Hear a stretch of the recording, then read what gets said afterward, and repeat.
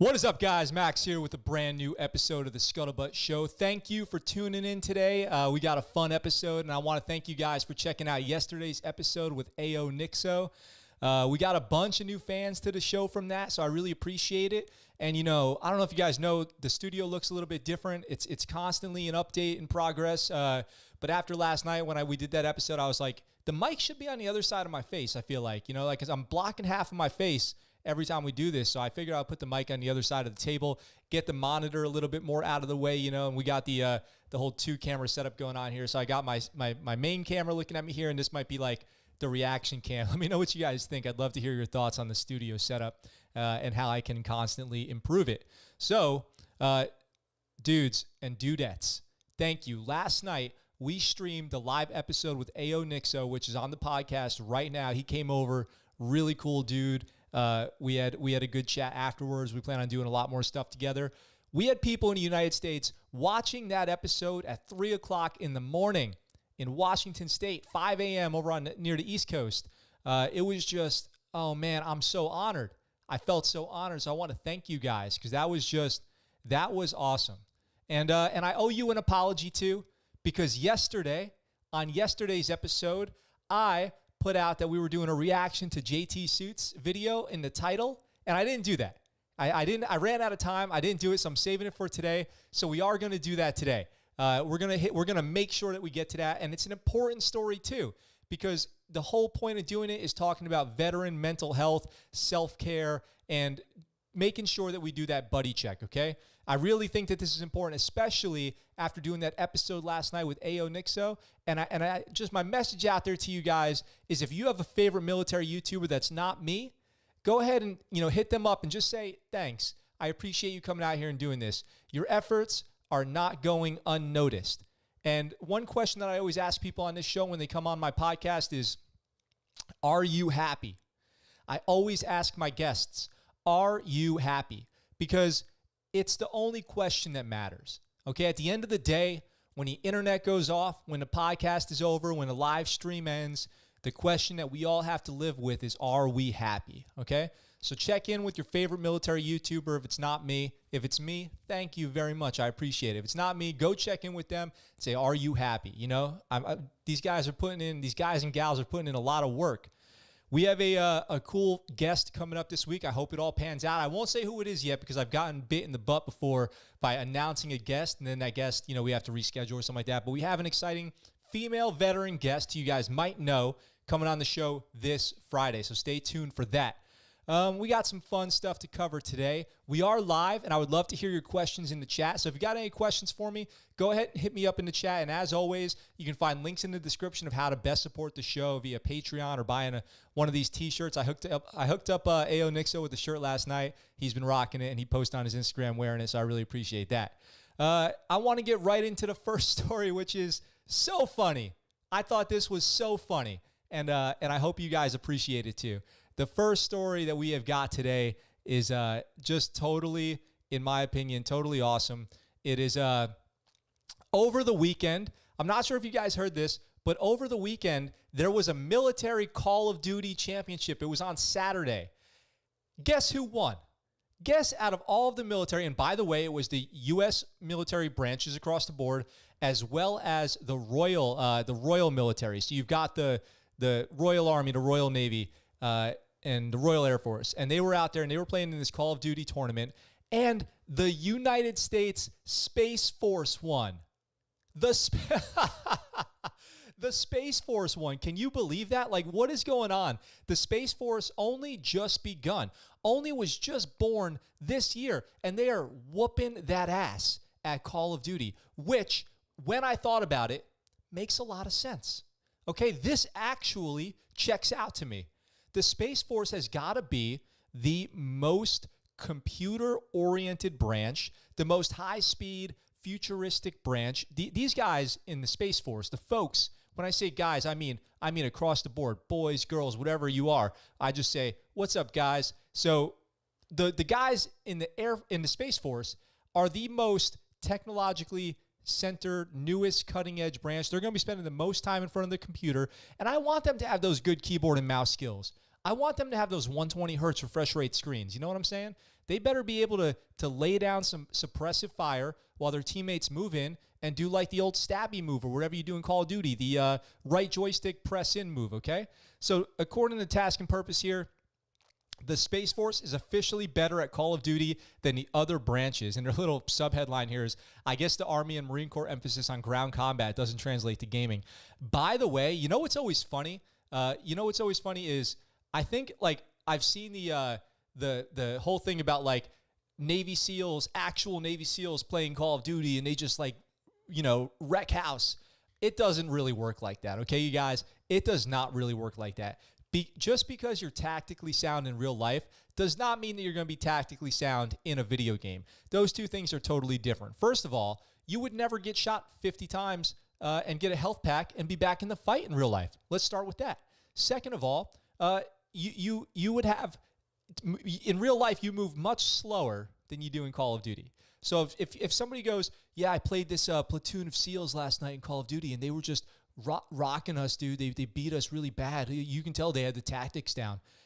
They're probably not really SEALs. They're probably super gamers with a lot of stolen valor action going on, okay? That's what I suspect. And as it turns out, the Space Force ended up being the greatest video game branch anyway. So let's check out this story and see what this is all about. So the U.S. military's youngest branch, the Space Force, just trounced its sibling services as well as the UK's military in the second annual Call of Duty Endowment Bowl. So this is the new Call of Duty championship that they're going to do annually here, which I think is awesome. They were playing Call of Duty Black Ops Cold War. 8 teams from the Army, Navy, Air Force, Space Force, and Marine Corps, along with the British Army, Royal Navy, Royal Air Force, against each other. Each team was captained by a civilian gamer and popular streamer who offered guidance and tips to players in real time as they vied for the top spot. So they had a little coach. They had a coach. Each team had a coach, but something tells me the Space Force didn't even need it. Each team was captained by a civilian gamer and popular streamer who offered guidance and tips to players in real time as they vied for the top spot. And there is a video, so if you guys go to Task and Purpose, you can watch the whole video on the game. The tournament was put on by the Call of Duty Endowment, which has placed more than 77,000 veterans into full-time jobs since its inception in 2009. Have you guys heard of this? The Call of Duty Endowment that's employed 77,000 veterans. If you don't know about this, Maybe you're a gamer and you want to go check this out, because it sounds like whatever this Call of Duty Endowment is, you could probably go get a job there working for, what is it, Activision that makes Call of Duty? This year alone, the endowment placed 11,000 veterans in jobs amidst the novel coronavirus. That's awesome. That's pretty cool. Do you guys think that that's pretty cool? I like that. I actually can get on board with this. I don't play Call of Duty. I would get pooned, if you will, if that's the right term. If I tried to jump on there and play Call of Duty, I definitely would not be good on the Navy team. I'll tell you that. So I don't have a lot to offer in terms of strategy or how to maneuver the map or whatever it is. But I'm glad that these guys are out there getting after. I did used to play Halo competitively when I was young, and I did actually, now that I think about it, win a Halo tournament on the Ronald Reagan aircraft carrier. I won a Halo tournament, and I won a football. So that was that, a little deathmatch style. Space Force isn't even a year old, so this may have been their very first win in anything competitive against any other service. That's true. Imagine winning at your first thing. Like, talk about stepping up to the plate and dominating, like making a name for yourself. They show up in the game and they're winning the very first thing that they do. That's pretty cool. Dan Goldenberg said that, the endowment's executive director, and that's according to Business Insider, who interviewed him. So he said that's a heck of a way to start off their history. Is it? Like, it is cool. It is cool. I appreciate that, that they won. But here's the question: what are they doing? What are they doing to win in reality? What are they doing to win in the real world? Because at the end of the day, the Army and Marine Corps and the Navy could just go, yeah, well, we've won every war up to this point, and you guys have just launched a satellite, just started going to boot camp. So there's always that. Space Force got to get up in a real world action a little bit. The win, while great news for the fledgling service, feels like a stunning loss for the other branches. Now, I'm reading from the article. Now, I know that being good at fighting in real life doesn't translate to being good at fighting in games, but you'd think that at least the Army and Marine Corps might come out on top given their emphasis on ground combat and small unit tactics. We already talked about why I don't believe that's the case. Honestly, I feel like this is more damaging to the Army and Marine Corps' ego than that time that the Coast Guard based marksmen from every other, bested marksmen from every other military branch during the 2018 International Sniper Competition. I do remember that a couple years ago, a Coast Guard guy won the sniper competition. And, you know, maybe it makes sense. Maybe it makes sense. Maybe the Coast Guard is sniping off the small boats. Maybe they're training moving targets with seasickness. I don't know. Coast Guard gets after it sometimes.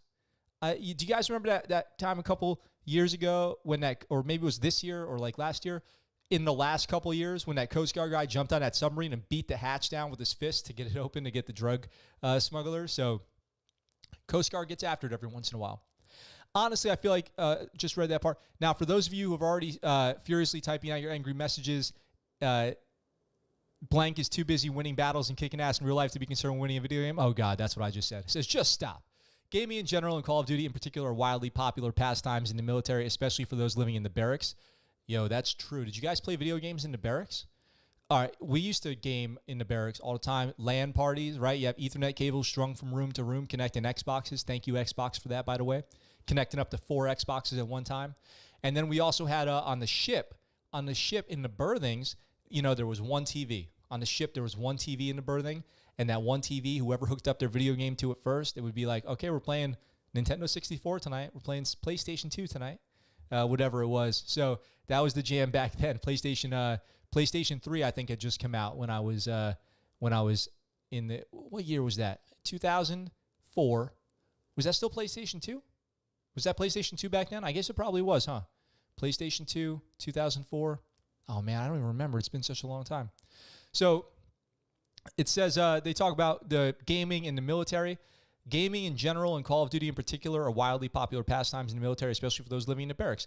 That trend has only increased in recent years, with Warzone boasting an estimated 75 million players globally as of August. Holy smokes. Not to mention a number of high-profile fans of the franchise like Medal of Honor recipient Florent Groberg and Alejandro Villanueva, an offensive tackle for the Pittsburgh Steelers and former Army Ranger, who also is why so many people have watched our Alwyn Cash video, is because of Villanueva. When you go on deployments, you have that downtime. The gym rats, all they want to do is work out. And then you have the guys who want to read books. And then you have the guys who want to binge watch Dexter. Villanueva told Task and Purpose. Then you got what I saw as the fun thing, which was to go in a hut and sign out Call of Duty and just smoke each other and scream at each other and see who was the last man standing. Let me talk about that really quick. So when I was on deployment, when I've been deployed, you've got classic pastimes, okay? You've got the exercisers, okay? You've got the video game players. You've got the recluses who just go into their room and do nothing. You've got the sleepers, okay? People who just want to sleep. And then you've got people who just kind of sit around and they just, you know, BS and hang out, make themselves available. That's what I called it. Like, people who just make themselves available. They're not hiding. They're not busy. They're just kind of hanging out, waiting around for, you know, whatever they know is going to, like, because you know stuff's going to happen, right? So you kind of just hang out in the public spaces, in the smoke pit, in the talk, whatever, and you wait for things to happen. So we got some comments here. So Jones loves Call of Duty and Halo is the shit. I agree. A Mountain Dew and Doritos MRE. Oh, dude, should we make that on the ScuttleButt Show? Should we make the Mountain Dew and Doritos MRE? And then Jason says, I live in the barracks, and I have a lot of friends who play a lot of Warzone, so that's true. All right, thanks for letting me know that that's accurate. That checks out. That does check out. So when I was on deployment, it's more like, it's not that you have gamers, but it goes deeper. It's like, what game, okay? Because you had the Tiger Woods crew. Like the Tiger Woods crew was hardcore in the Tiger Woods. Like every night, Tiger Woods golf. Like that's what's going down. Tiger Woods golf, Johnny Cash on the stereo, and it's going down. Then you had the shooters, you had the shooter games, and then you had like the role playing story games. So it's not even do you game or not? It's what game. It's what platform. So you've got the Xbox PlayStation wars going on. Who's going to hook up their game to the TV first? So we definitely got down on some games. That's true. I loved to sleep. I'll tell you guys that. Anyway, I don't want to get too far off the course because we got to finish this story about the gamers here. So let's get back to it. Let's get back to what we were talking about. So with all that said, congratulations, Space Force. You are officially the deadliest keyboard, or in this case, console warriors in the United States military. And you can go watch the video. So that's the end of the article. I should have just finished it in the first place. What am I doing? That's a rookie move. That's a rookie move.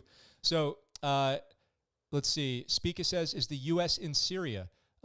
Good question. I'm not sure if the U.S. is still in Syria. I don't want to say right now. It's probably pretty easy to figure out. Maybe I can look it up when we get to a break in the show here where I'm just chatting with you guys. But you know, it's funny that you ask that, because if you had seen my everything you need to know about General Floyd this last week when I put out that video, you would see that he famously in front of John McCain denied or said that we were in Syria when we were not. So you should go check out that video and see what's up with that. He's going to be the new Secretary of Defense, by the way. So that is an interesting one. Is the U.S. still in Syria? Well, it depends on what's going on in Syria, I guess. I don't know. I don't know what the current status of our forces in Syria is. I can look that up, though. I can find out more information for you and try to get back to you on that. Now, as always on this show, you guys should know that I'm not going to use, I'm not going to put any NDAs on the line here or any security clearance stuff on the line here. So I always try to be as open source as possible. If you guys don't know what open source information is just stuff you can find by doing research from publications, the news, the DoD websites, the .govs, the .mils, some .coms, whistleblowers, stuff like that. But anything that I'm saying on this show that you hear, don't worry, it's all open source info, which means it's all out there for the public. I'm not spilling any huge secrets out here, but I do have some insight on some things as far as my personal experiences that I can apply to what I read. So that's what you're getting out of me on this show. Look, I got something cool that I want to talk about, which is the U.S. Navy nominated its first female aircraft carrier CO, okay? The first female aircraft carrier commanding officer to take on the Roosevelt, the Lincoln. Wait, hang on. Let me get to that when I get to it. The aircraft carrier that she's going to be in charge of. So yeah, we'll get to that. So they nominated the first female aircraft carrier CO, and I thought that this was great. I think back. The reason that I want to talk about this is because I think back to the first ship that I was on, which was the Reagan, the USS Ronald Reagan, right? Check into that ship. I'm an E2, looking at E3, looking at promoting to E3 if I'm lucky. And we had a female command master chief. She was a hull technician, a.k.a. a plumber in the Navy. She was a, shit shoveler. They go in there, they clean up the toilets when they overflow. They make sure that the ship's pipes are all running smoothly, that the sewer system's all running smoothly. And she was the command master chief. Everyone really liked her. She was very, very well liked, very, very well respected. And this is in 2004, okay? In 2004, we had a female aircraft carrier command master chief, and she was awesome. And I always, when I saw this, I was like, what's the deal with why there's only now in 2020 going to be the first female aircraft carrier commanding officer? Well, before I get to the articles here, let me tell you a little bit about what I think about that. So to be an aircraft carrier commanding officer, you have to have a pretty perfect career. Like, you have to hit the perfect jobs at the perfect times, including you got to be a pilot. You've got to do, multiple deployments. You've got to be a division officer, a department head, a air boss, lots of ship time, lots of underway time. Okay, you're talking about a lot of at sea time here. Then you've got to be an XO. Then you've got to be a CO. And there's already not that many female pilots in the Navy. Then out of the female pilots that are in the Navy, you've got to look at retention. So how many are you going to keep? So what is the Navy doing to retain female pilots? And how many make it a career versus do one, enlistment, two enlistments, two contracts, and then they get out and they go become a pilot or some kind of aviation role doing something else, or they switch communities and go move outside of just being a pilot and go do something else in the Navy. So you've got to look at all those factors, okay, when you think about why only now is there the first female aircraft carrier CO. It's hard to become an aircraft carrier CO. Think about it. At any one time in the military, there's only 6 aircraft carrier COs, right? So are you gonna have a lot of billets for that open? No, and then that's every couple of years. couple years every time. So there's only a few opportunities to become an aircraft carrier CO. So it breaks down into becoming pretty competitive and pretty difficult. You've got to be perfect career, everything at the right times, promotions, billets, all that stuff. Then you have to be up for orders at the right time when an aircraft carrier CO spot is available and you're not too close or too far from retirement where you're about to get, forced retired. So all that being said, I looked up to do this story about the first female aircraft carrier CO. And interestingly, I found an article on Navy Times from 2 years ago, actually over 2 years ago, more like almost 3 years ago. And that article here is aviator vying to be Navy's first female CO of an aircraft carrier. This is almost 3 years ago that we're talking about this process started for her. So she had to go through this for 3 years just to be nominated. So a naval aviator is in the running to become the Navy's first female commanding officer of an aircraft carrier in the service's history. This is the Navy Times article from almost 3 years ago. Captain Amy Bauernschmidt, which is the rank that you have to be a aircraft carrier CO, is captain, is the XO of the Abraham Lincoln, one of 11 aircraft carriers, so 11 COs at any one time. She reported to the Lincoln in September 2016 and is the first woman in naval history to hold the title of XO aboard a nuclear warship. Now, Bauernschmidt is looking to make history again as the Navy's next aircraft carrier commanding officer, the first ever female to do so. We got to get her on the ScuttleButt Show. Hey, if any of you guys out there know her or think she would be a good guest on the ScuttleButt Show, let's let her know. She's got to come on the show. It's by no means easy, Bauernschmidt told Fox 6 News. You're competing with people who are just as smart as you are, just as accomplished as you, doing the same things you're doing. It's hard. As part of the CO competition, Bauernschmidt is required to spend 15 to 18 months as the commanding officer of the San Diego-based amphib transport dock Anchorage. So she had to go be a CO of another ship first. Wow. Her performance there will help determine whether she gets selected to command an aircraft carrier. Despite her many historic firsts, Bauernschmidt downplays the role gender has played in her 24-year Navy career. Very few times in my life have I actually sat there and thought about the fact that I was a woman doing this because for the most part I was treated as a naval officer and an aviator, she said. Then somewhere in 5th or 6th place, oh well, she's a woman. Bauernschmidt is a Milwaukee native and 1994 U.S. Naval Academy graduate, so she went to the academy.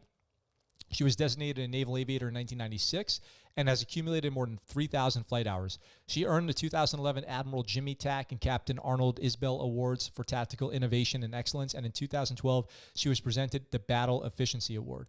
So that's cool. She goes on to say that she doesn't think gender played a huge role in her Navy career, which I think is nice that she says that. I hope that it's true, that she has never faced any discrimination or anything like that. And I'm glad that she was able to go serve in all these, high-profile positions and do all these things. Even just becoming a naval aviator is not an easy task. They got to go to flight school, which is pretty hard. And then you got to get qualified on your type of aircraft. So after flight school, do you want to go jets? Do you want to go rotary wing? Do you helos? And then you got to go do that particular flight school too, and then fly thousands of hours all around the world on all different types of ships. You've got to land planes on ships, which is no joke. It is not an easy path. So good for her for doing that. Now, that's the Navy Times article from March 2018, so almost 3 years ago. She went to go serve as commanding officer of the Anchorage, and let's catch up with her here on what she's doing now. So, for the first time, and this article is from military.com, 9 December 2020, for the first time, a woman will take command of an aircraft carrier. Yes, that's what I'm talking about. In a historic first, the Navy has recommended a female officer to command an aircraft carrier. Captain Amy Bauernschmidt is one of 6 officers recommended to command a nuclear-powered aircraft carrier in fiscal 2022. Also selected for the job were Captains Colin Day, David Duff, Brent Gout, and David Tavis Pollard and Craig Sicola. Naval Air Forces did not respond to requests for comment from Bauernschmidt or questions about when the captains will be assigned to carriers and what having a woman serving this role bring to the force. Maybe she hasn't been assigned to a carrier yet, but she was the XO of the Lincoln. Bauernschmidt has already broken barriers in her Navy career since leaving the Naval Academy in 1994. First woman to serve as XO of a nuclear carrier, that was the Lincoln in 2016. A career aviator who has served with several helicopter squadrons. She was a helicopter pilot, by the way. Recently commanded the Amphib Transport Dock San Diego, according to her Navy bio. Interesting. Amphibious Transport Dock San Diego. Not the ship, the Anchorage. I wonder what happened there. So she has, for years, had her sights set on commanding a carrier. That makes sense. a natural progression would be XO of a carrier, then CO of a carrier.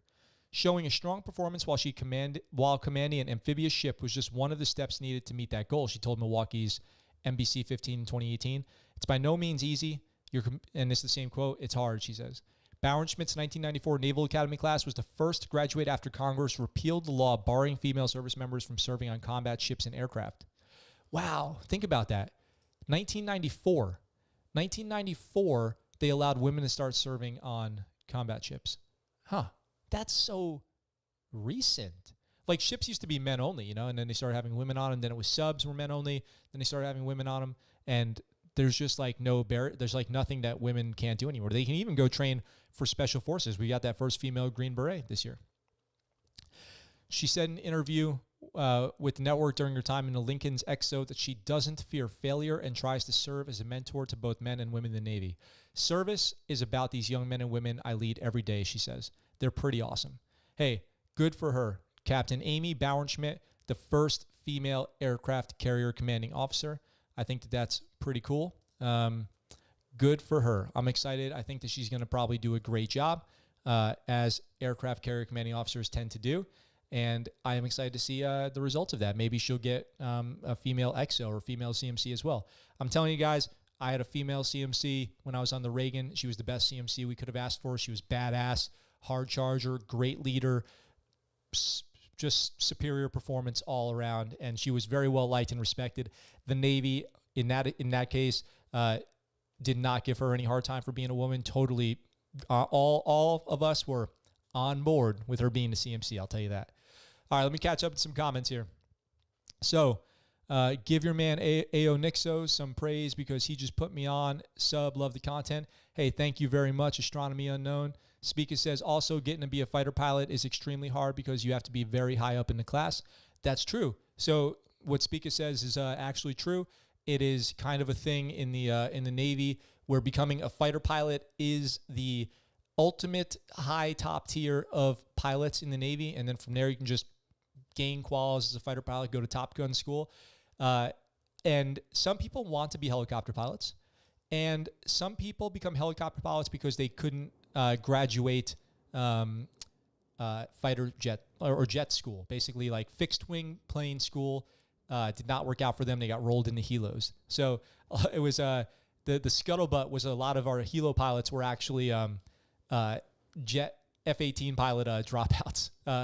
I don't think that that's true in every case. It's definitely true in some cases. I know for a fact I've talked to pilots who say, oh, yeah, I failed out of F-18 school and I had to go into helos. So it's just once pilots graduate flight school and go on to their type model series, they can get rolled to different platforms. They can also cross platforms. Happens all the time. It happens on a small scale from going from one type of helo to another and one type of jet to another, different series, but you can also change platforms completely. All right, guys, so this was the thing that I wanted to do yesterday. It's about 11:30 right now, which means we're halfway through the show.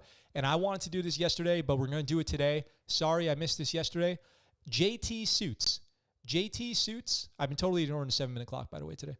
JTSuits, very, very popular Navy YouTuber. He's got over 150,000 subscribers. He's been out of the Navy for a few years. I've been watching his content for a long time.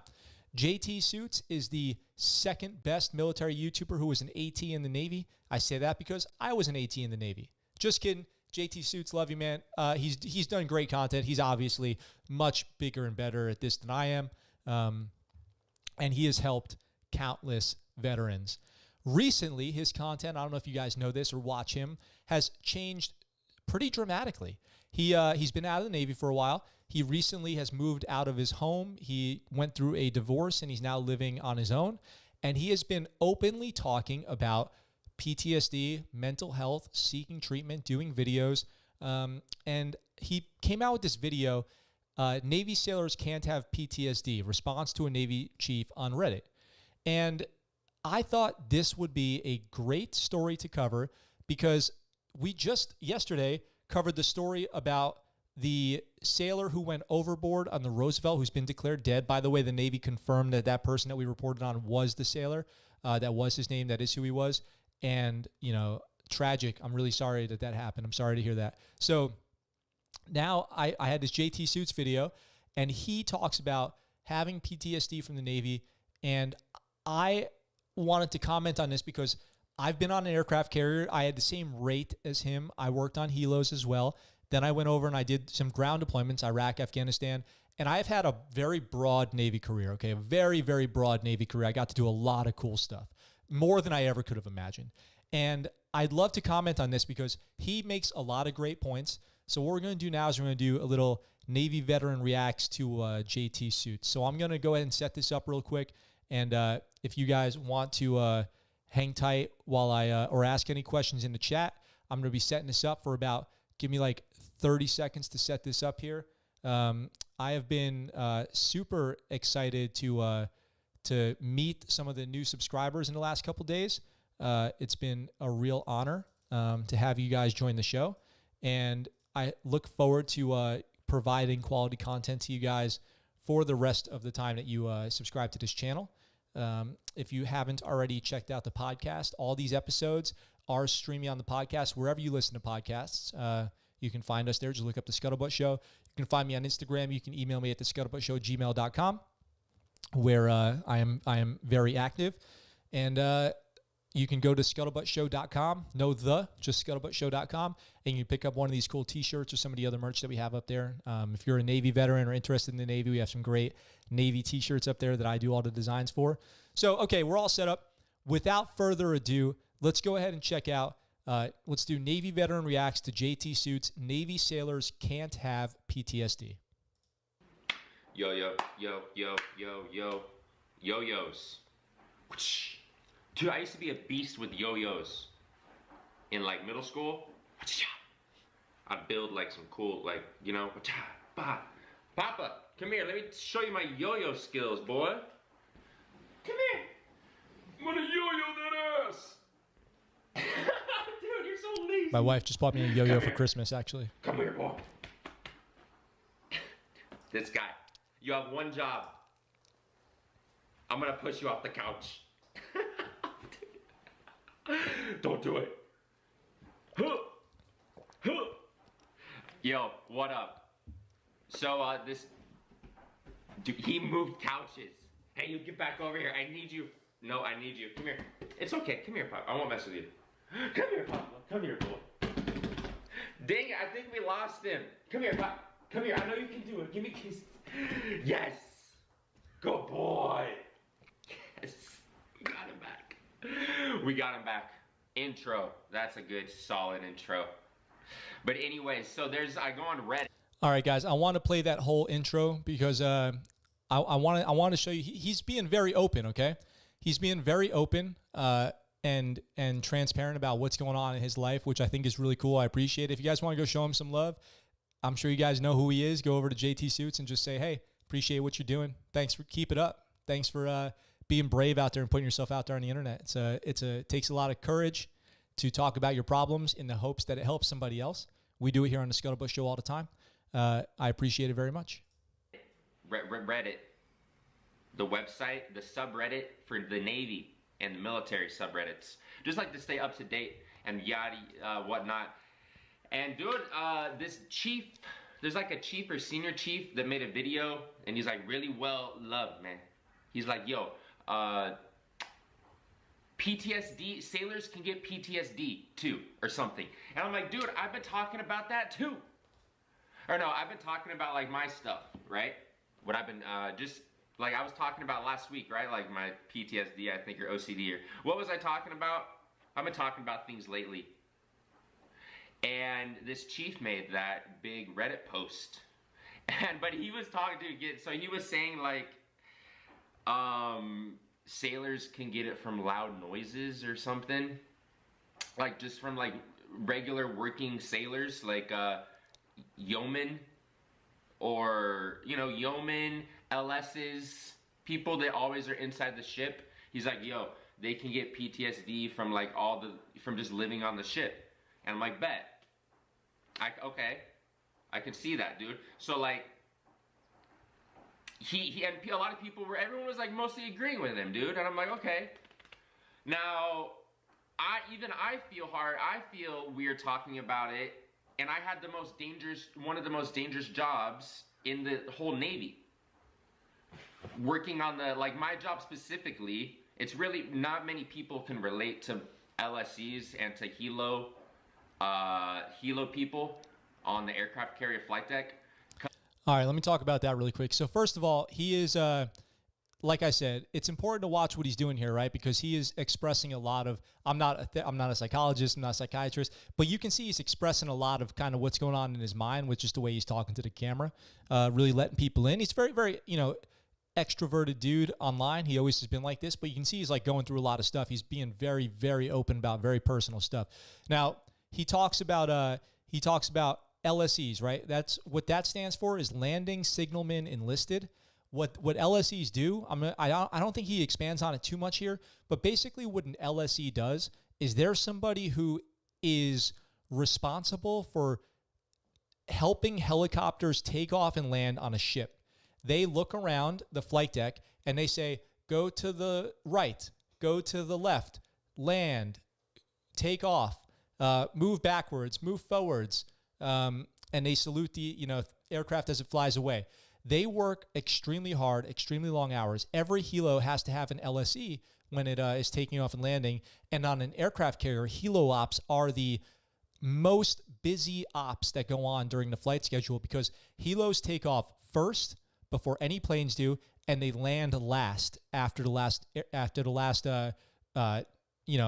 it's not a helo, like any fixed wing plane that lands. They do this because helos are the primary response for any type of crash or ejection. So like if a pilot crashes or ejects or somebody goes overboard from the flight deck because they get blown over by jet wash or something like that, helos respond and conduct the rescue. So they don't want there to be any delay in the rescue because like we talked about on yesterday's episode, and again, if you miss any of these episodes, they're on the podcast, somebody can disappear quickly into the water. So LSEs work extremely hard all day long, nonstop. If there's a helo in the air, taking off, landing, getting fuel, whatever it is, LSEs are working. And that's what he's saying he did. And it's a very dangerous job because you're standing there on the flight deck in the rotor wash. A lot of things can happen. I'll tell you a couple things that I've seen happen. And it's just grueling. Like we're up there as much as the ABHs and the ABEs, if not more, because of our flight schedule. We have the longest flight schedule, so we're up there more. And we're in very weird, sketchy situations. And even I feel like we're talking about it. Even though, like, dude, you know the arresting gear wire? The arresting gear wire that, like, if it snaps, it chops you in half and, like, kills you. Arresting gear wire snaps. Look up. That's super rare. I will say, of all of the injuries you can get on the flight deck, the arresting gear wire snapping and killing you is, like, the most rare that probably happens.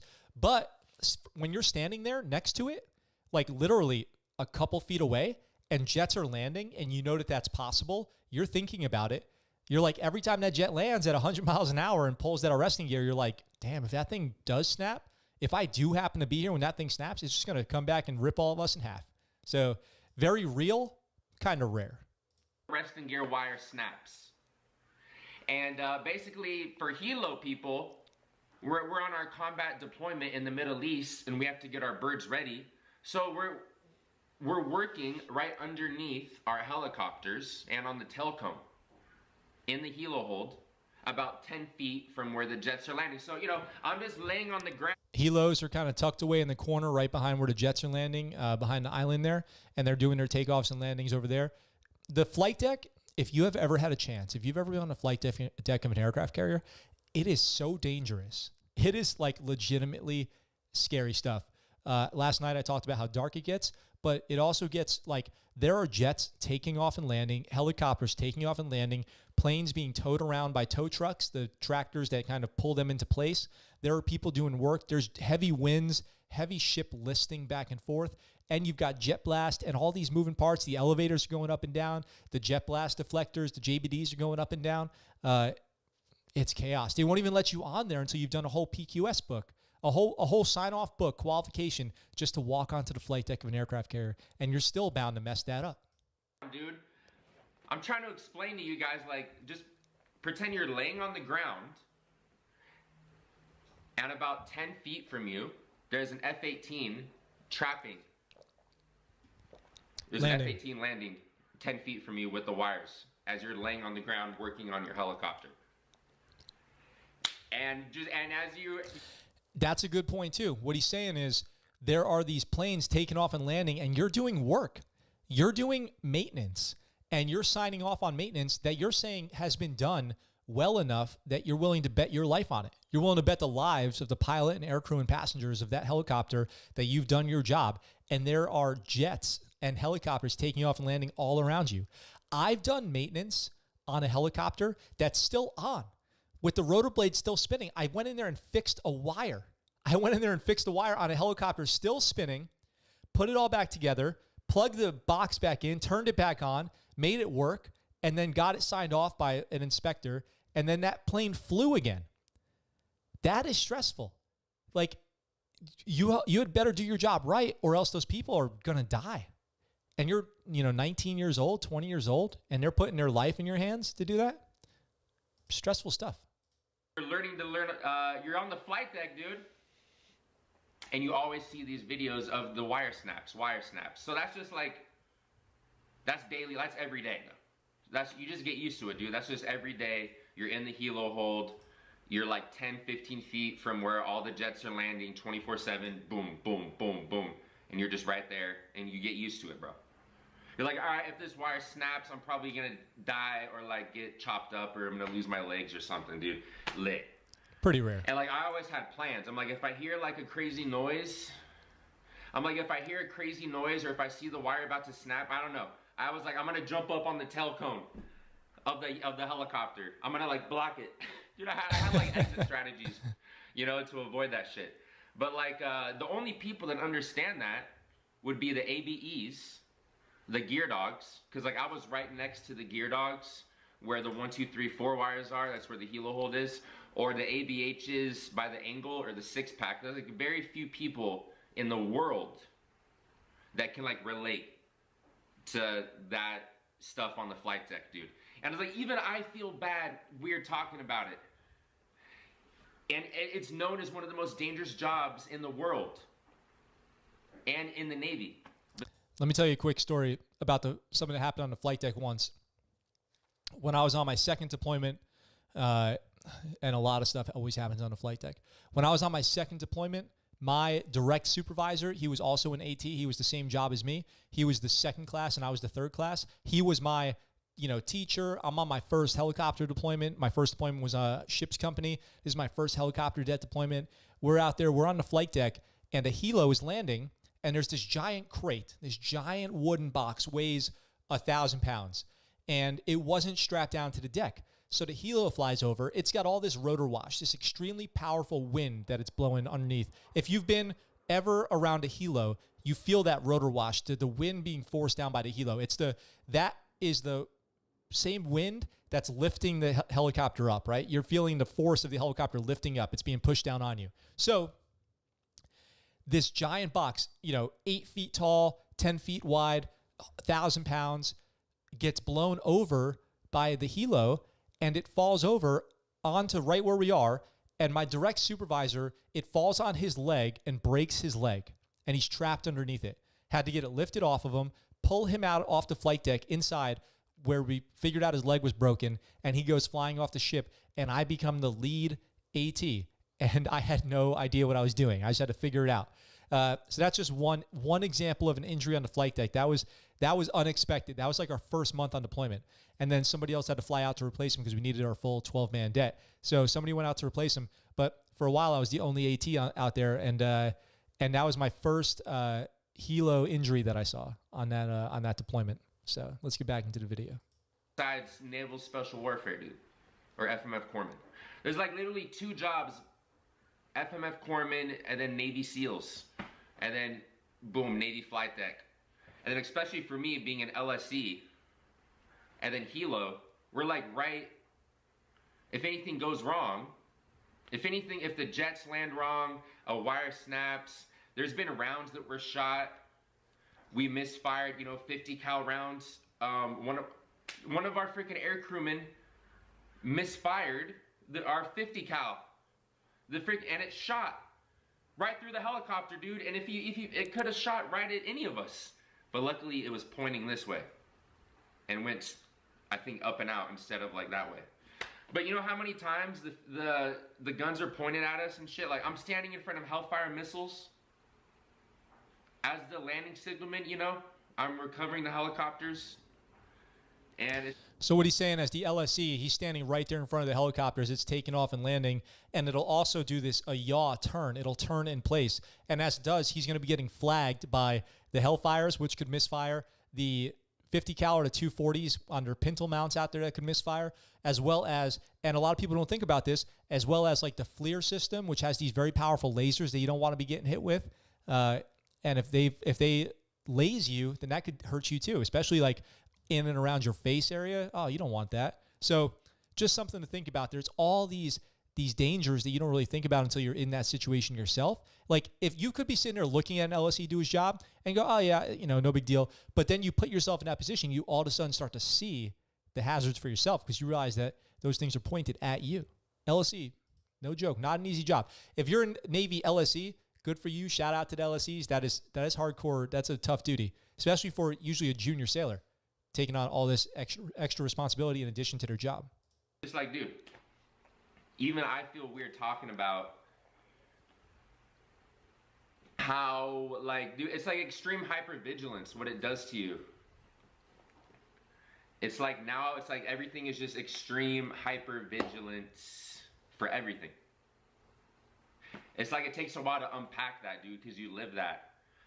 For years and years and years and years and years, that's just like your normal life up there on the flight deck. You know, I did that for a couple years, dude.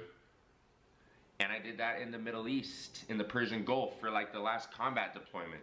And I feel like even weird talking about my issues. So I can't imagine people that have, you know, legit anxiety and PTSD and shit just from, like, normal Navy jobs are stressful, dude. And like, how can even they feel comfortable talking about it if even I feel weird talking about my shit, dude?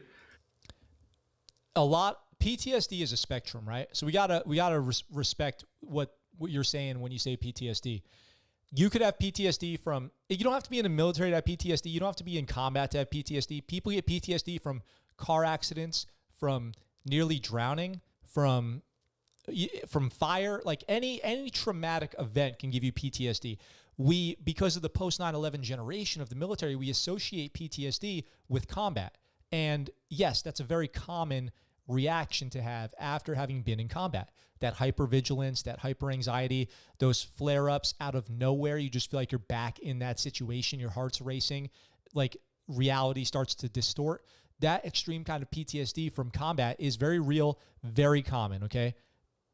All this other type of PTSD, any sort of traumatic event. Like, I remember being a stretcher bearer when I was an airman on the aircraft carrier for an MM1 who was badly injured on our ship, and he ended up dying.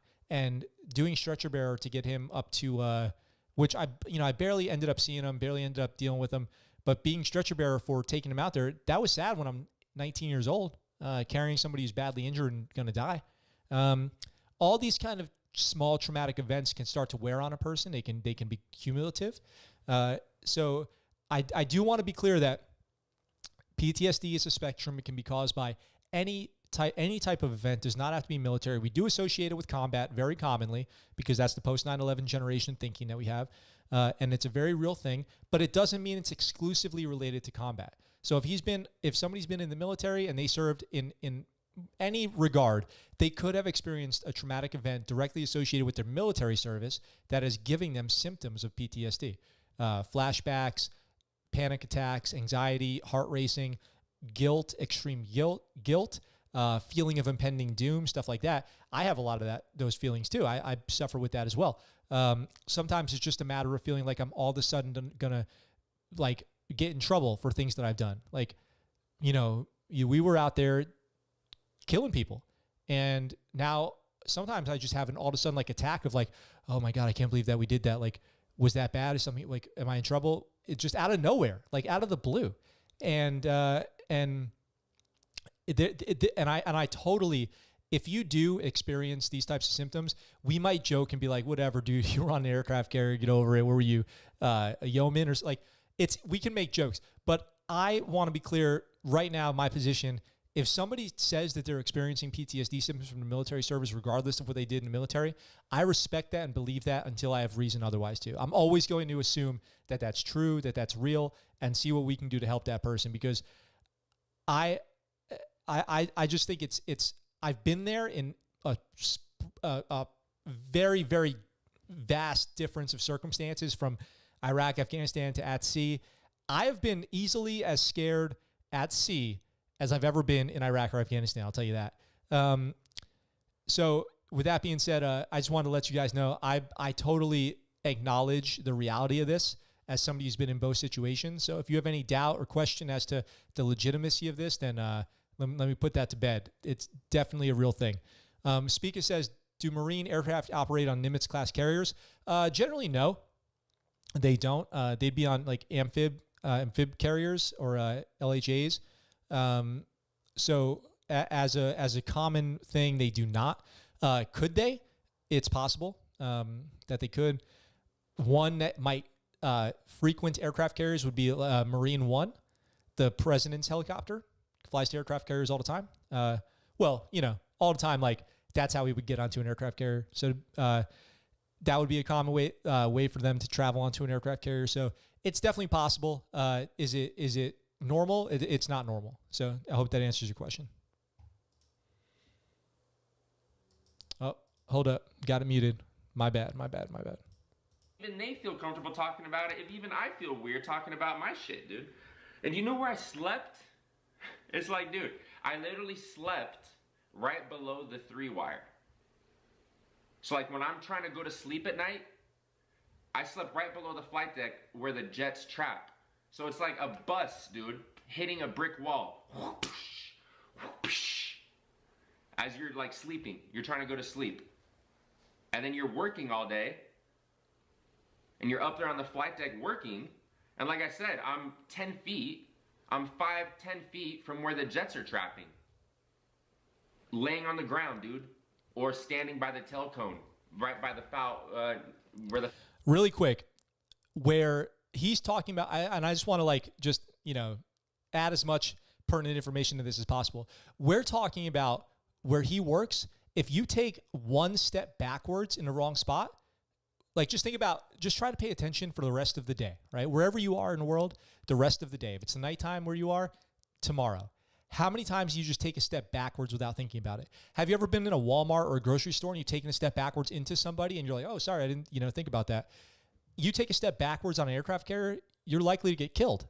Like there's a 1,000 spots on an aircraft carrier flight deck where you take that one step backwards, you're gonna get hurt or killed. That's the realistic dangers of being up there. You got to really be paying attention to what you're doing. Outline is about to run out and recover the helo. There's very few people in the world though that can identify or that understand that, dude. Very small. So like it's sketchy. It sucks, dude. For like people in the Navy and like flight deck aircraft carrier shit. Cause like nobody can relate. Not many people can relate. And like I said, if you have really quick, another big thing about PTSD is in military experience and getting out of the military. Somebody last night on the show asked, is it hard to transition out of the military? What he's saying here about very few people can relate, not only is it possible that on an aircraft carrier, the people below decks can't even relate with the people on the flight deck. Like people on the ship look at the people from the flight deck and they're like, oh, they're so gross. Look at them. They're filthy. Don't let them into the galley. Don't let them down here to eat. They need to go clean up first. Like, are you like, what? Oh man, I wanted to punch every person who said we were too dirty to come down and eat after working on the flight deck. Ooh. And then you get these bag lunches. You get bag lunches up on the flight deck, and it's not even the food they're serving at the galley. It's like the cooks go out of their way to put in worse food for a bag lunch. You get a juice carton, which I've never even seen on the ship.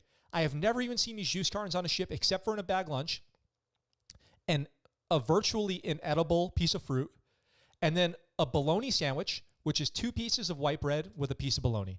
If you're lucky, there's a piece of cheese. And that's it. And then that's your lunch. And 4 ounces of juice. And it's like, just put the food that you already made into like a container for me. or even in a cup and give me a spoon. Like it's, anyway, that's a little bit of a tangent, but Regal says, would you say there is a highway to the danger zone? The flight deck aircraft carrier is literally the highway to the danger zone. And then you would fly into the danger zone from there, and then you would land back in the danger zone. Yes, that's all true. Thank you for that comment. That is amazing. Issues, people like are stressed out from like just normal jobs. And how can they talk about it, dude? They probably feel like, dang, I really can't talk about it because, like, dude, I don't know. It's like a masculinity. It's like a masculinity thing. It's weird. I don't know. Let me know what you guys think, though, bro. Like I said, I saw the Reddit post. I saw the Reddit post from that chief talk about PTSD and stuff from sailors, loud noises, just living on the ship. And I'm like, dude, bet. Let me try to explain to these people, like, how maybe we can, you know, the flight deck workers, especially what I did on the flight deck, it's like extreme hypervigilance PTSD, bro. It's just like, it's like, I wish it wasn't like a competition, bro. Like my PTSD is better than yours. It's like a weird, I don't know, it's just weird, bro. It's weird. I wish it wasn't like that, but it is. I don't know if it will, hopefully it changes, dude. I don't know if it'll probably never change, actually. It's just how it is. It's not a competition, though. I wish people knew it wasn't a competition. It's just different. It's just different, dude. I wouldn't wish it on anybody. I wouldn't wish it on anybody. I would not wish it on anybody. All right, later. It's true. Yo. It's true. It does seem like there is if somebody says they have PTSD from being on a ship, then somebody who was in Iraq or Afghanistan goes, you don't have real PTSD. I have real PTSD. You know, I got shot at. You know, I was my Vic got hit by an ID. The driver got killed. You know, it's not that. And I'm not saying that that I don't agree that there's, you know, worse moments and better moments, but every person is different. Some people experience trauma differently. You know, some people might be way more affected psychologically by something than somebody else. Some people might go through years of combat and never, you know, experience symptoms of PTSD. Just, they love that shit. And some people might be in combat once and just go, oh man, that really jacked me up. That was like not what I thought it was going to be. It's all real. It's not, I wouldn't discredit anybody unless they give me reason to. There's definitely people out there trying to capitalize on that stuff. And I think that's an asshole move. So if you're out there doing that, then, you know, what's your problem? What's your problem? So that's JTSuits. I just really respect what he's doing right now, the way he's opened up the dialogue about that stuff. It's important and it's therapeutic. And I have described hosting this show as therapy many times. It really is. It gives me a lot. I get a lot out of this. I hope that the listeners, you know, you guys are getting a lot out of this too. I hope I gave you something to think about with that. Let me catch up on some comments here real quick. A few days ago, I met someone who said they were a Marine. They told me that they were, this is from Spica, that they were a Marine Corps intelligence. I asked him if he was, what MOS he was, whatever the MOS was. He says he thinks that it was. I then asked him how, because they instilled that into you at MOS school. He tells me he never went to MOS school. I asked him how did he get into his position if he never went to the school. Turns out he was medically discharged out of boot camp and was saying that he was Marine intelligence. That's just called stolen valor, bro. That's just straight up stolen valor. He's not even a Marine, right? If you correct me if I'm wrong, which I don't think I am, you're not a Marine if you didn't graduate boot camp. You didn't earn the title of Marine. You didn't fight the dragon on the bridge, dude. You didn't. I've seen the commercial. I know how Marine Corps boot camp ends. It's with a dragon on a bridge. That dragon's fire breathing. You have a sword and some gross clothes. And if you have what it takes to fell the dragon, you get the nice clothes. Mr. High says, hey, I saw you from AO Nixo. Were you a Marine? And if so, what was your MOS? Mr. High, I'll answer that question. I was in the Navy. I am no longer active duty. I'm a Navy veteran. While I was in the Navy, I was on ships. I did an aircraft carrier deployment. I did a deployment on a USNS ship, which maybe I'll do an episode on what USNS ships are. And then I went to Afghanistan, did a deployment there, went to special programs, and I did another Afghanistan deployment and an Iraq deployment. I've got tons of videos talking about that stuff. Check out the channel. I appreciate you stopping by and see what you think about the content. after boot camp. He was medically discharged out of boot camp. Oh, so he did graduate boot camp. Okay. Speaker, if he graduated boot camp, I guess he earned the title of Marine. But then if he got medically discharged and never went to MOS school, then I would hesitate to call him Marine intelligence, military intelligence. That is definitely a job. That's a real job. But if he never went to the school, then I don't know if you can give him that title. And I definitely would hesitate to take things that he says he knows about military intelligence to heart, because if he never went to the school and if he never was in the fleet, he would not know a lot about military intelligence. He probably never even got a high-level security clearance, I would bet. So, look, guys, people are going to try to BS you out there. People are going to try to BS you about their military service. It happens all the time. One of the best feelings in the world is catching it in the act. I swear. A couple times in my life, I've been out there with people who claim to be SEALs or they're teaching SEALs or something like that. And the best feeling in the world is catching them in the moment. It's just a sweet, sweet thing. So look out for that. People are going to try to get one over on you. They're going to try to amplify what they did in the military to get some credit from you. And if people start asking you for something, kind of like I do when I hit you up on Patreon, I just realized, always take that with a grain of salt. You know, it should be pretty obvious if somebody's telling the truth about what they did or not. Now, if somebody, here's the thing. Here's the number one way to tell if somebody's telling the truth or not. If somebody starts to tell you that what they did in the military was too secret to talk about, they are lying, okay? There is like literally no job in the military that is too secret to talk about. There are details of jobs that are classified, that you sign NDAs about. But there is literally no job in the military that is too secret to talk about. There are almost no missions that are too classified to say that they went on. So with that being said, always be vigilant about people trying to get one over on you, especially if you're like thinking about joining the military or are just a fan of the military and you're watching this program and people tell you about their service or whatever, and you don't know them that well, or you aren't there with them or don't know anybody who can vouch for them. Always just go, hey, maybe do you have any pictures of you doing that stuff? Like pictures of you in uniform or something like that. If you feel like they might be lying, and if somebody starts to go classified, that's classified, then that's the number one way to tell if they're lying to you. If you guys want to watch a masterclass on how to catch somebody in the act of stolen valor, go check out Don Shipley. Don Shipley's a retired Navy SEAL who goes out and finds SEAL imposters and calls them out. If you haven't watched his content, it is pure gold. Maybe I'll do a reacting to Don Shipley video. Is that something you guys would like to see? Let me know in the comments. All right, we've been going for a little over an hour today. That's about all I want to get through today. Regal and Jones are arguing about calling Jones out for his service. Classic. Mr. High says, thanks for your service and keep up the good content. Thank you. I will.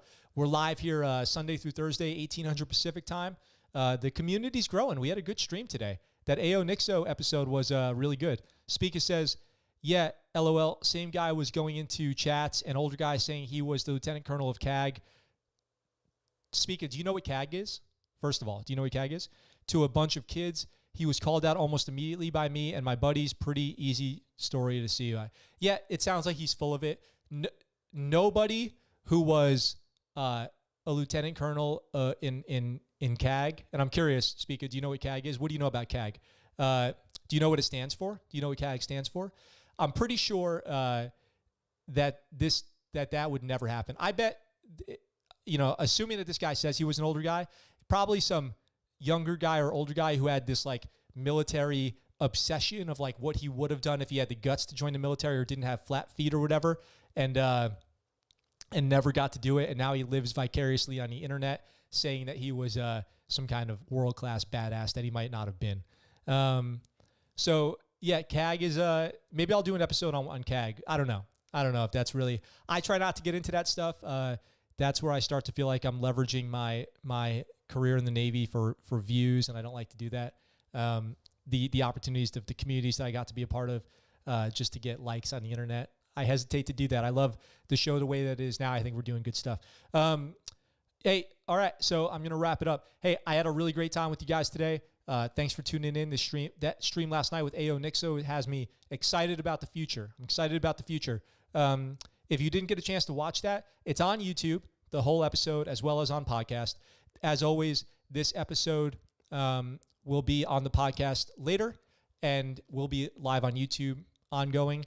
If you guys like this content, you want to support the channel, ScuttleButtShow.com, where you can get merch, and Patreon, where you can become a Patreon. Now, with that note on Patreon, if you become an elite Patreon subscriber, you get a free t-shirt. It makes sense, pays for itself in 2 months. Just consider going and checking that out. I would really appreciate it. Until next time, which is tomorrow, by the way, I look forward to talking to you guys really soon, and I am out for now.